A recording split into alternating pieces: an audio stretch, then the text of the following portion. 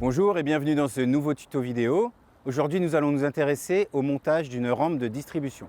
Je vous rappelle que nous nous situons dans l'étape numéro 5 du cycle d'approvisionnement en eau, correspondant à la distribution. Les rampes de distribution sont préassemblées, ce qui permet l'installation rapide d'un point de distribution d'eau en situation d'urgence. Elles sont solides en vue d'une utilisation en continu. Il existe divers modèles de rampes de distribution, mais la plupart comportent 6 robinets à arrêt automatique, ce qui permet de limiter le gaspillage. Avec 250 personnes par robinet, une rampe de distribution peut fournir de l'eau à 1500 personnes maximum. Même avec les robinets à arrêt automatique, les gaspillages sont inévitables. Un drainage adéquat est donc primordial au début de l'installation.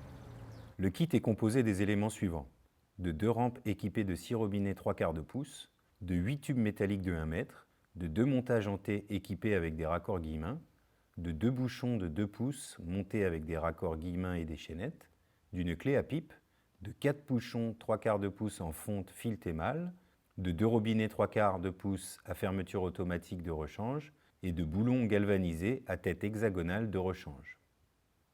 Le kit coûte 761 €, pèse 44 kg pour un volume de 0,15 m3. La première étape consiste à bien choisir le site d'installation de la rampe de distribution. 2 choses importantes à retenir. Assurez-vous que le site choisi permette un bon drainage des eaux de pluie et des eaux usées générées par l'utilisation du point de distribution. Évitez les points bas où l'eau pourrait s'accumuler, par exemple des sites en cuvette. L'accessibilité est également très importante. Le site ne doit pas se trouver trop loin des utilisateurs. Il est recommandé de respecter une distance de 100 mètres maximum dans une structure de santé et une distance de 250 mètres dans le cas d'un camp, comme vous avez pu le voir dans les besoins essentiels dans les modules théoriques.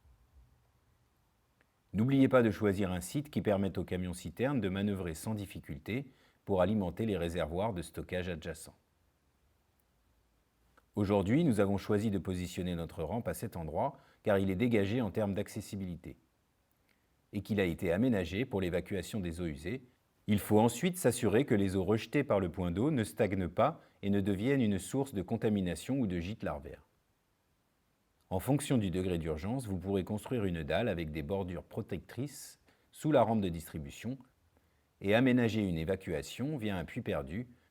Nous n'aborderons pas ces aspects constructifs aujourd'hui, mais vous pouvez vous référer aux fiches techniques suivantes.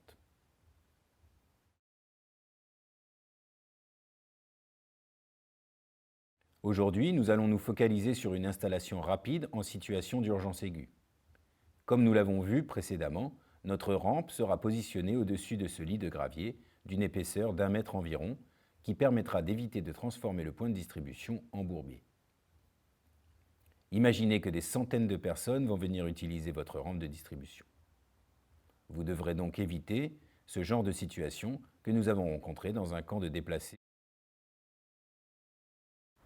La troisième étape de l'installation d'une rampe de distribution consiste à assembler les différentes parties qui la composent. Pour cela, je vous conseille de sortir les différents éléments de la caisse de transport et de les disposer au sol.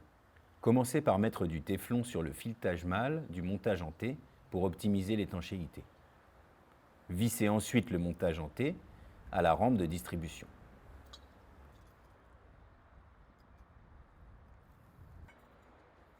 Puis insérez les tubes qui servent de pied dans les emplacements correspondants.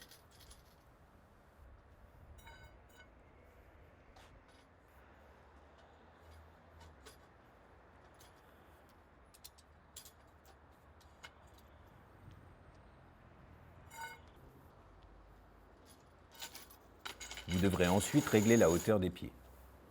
Assurez-vous que la distance entre les becs des robinets et le sol soit légèrement supérieure à la hauteur du plus grand récipient utilisé par les bénéficiaires.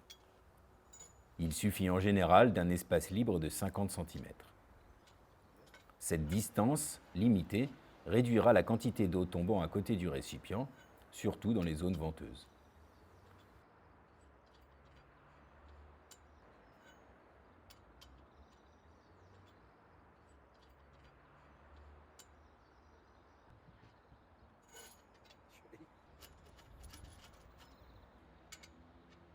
C'est bon.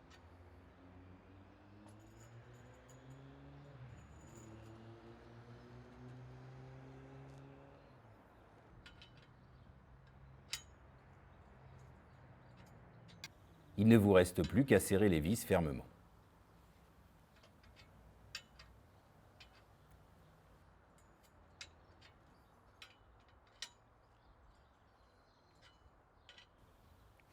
L'étape suivante consiste à raccorder votre rampe au réservoir à l'aide d'un tuyau.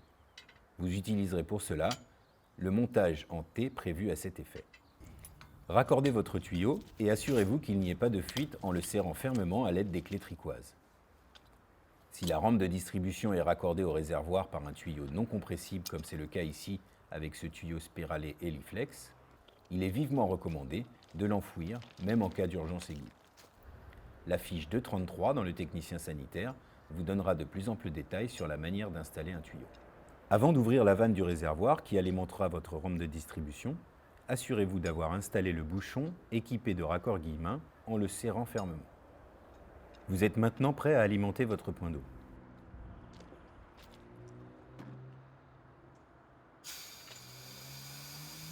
L'étape suivante consiste à vérifier la pression et le débit au niveau des robinets en créant le dénivelé adéquat entre la rampe de distribution et le réservoir.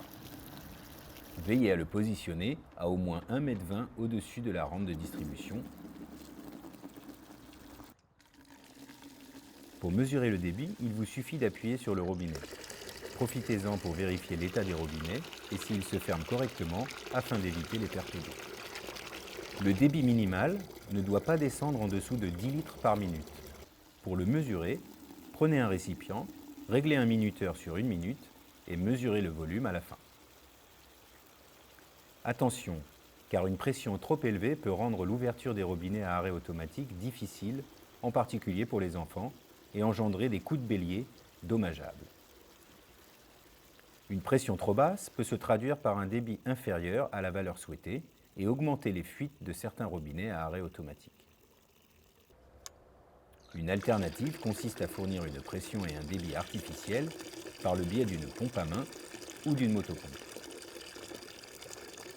Voilà, vous savez tout ou presque sur le montage d'une rampe de distribution. N'oubliez pas que dans la réalité, la gestion d'un point d'eau peut être très délicate en situation d'urgence aiguë. Il faudra penser à la façon dont vous gérerez les tensions aux heures de pointe. Je vous recommande vivement d'impliquer la communauté, de mettre en place des circuits à l'aide de balisage et d'embaucher des contrôleurs de foule. Vous pouvez retrouver l'ensemble de cette procédure dans la fiche 2.39 du technicien sanitaire. Je vous remercie pour votre attention et je vous dis à bientôt pour de nouvelles vidéos.